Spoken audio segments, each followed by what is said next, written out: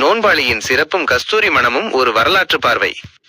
இஸ்லாமிய வரலாற்றிலும் மார்க்க அறிஞர்களின் போதனைகளிலும் ரமழான் மாத நோன்பு என்பது மிக உயர்ந்த ஒரு வழிபாடாக கருதப்படுகிறது. குறிப்பாக நோன்பு தொடர்பான ஃபத்வாக்கள் மற்றும் சமூக வலைதள பதிவுகளில் அறிஞர்கள் ஒரு முக்கியமான ஹதீஸை நபிமொழி ஆதாரமாக கொள்கின்றனர். வரலாற்று ஆதாரம். இந்த செய்தியானது புகழ்பெற்ற நபித்தோழர் அபூ ஹுரைரா ரலி அவர்கள் மூலமாக அறிவிக்கப்பட்டு மிகவும் நம்பகமான ஹதீஸ் நூல்களான சஹீஹ் புகாரி எண் 1894, 1904 மற்றும் முஸ்லிம் ஆகிய தொகுப்புகளில் இடம்பெற்றுள்ளது. முக்கிய அம்சங்கள்: இறைவனின் வாக்குறுதி, என் உயிர் எவன் கையில் உள்ளதோ அந்த இறைவன் மீது ஆணையாக.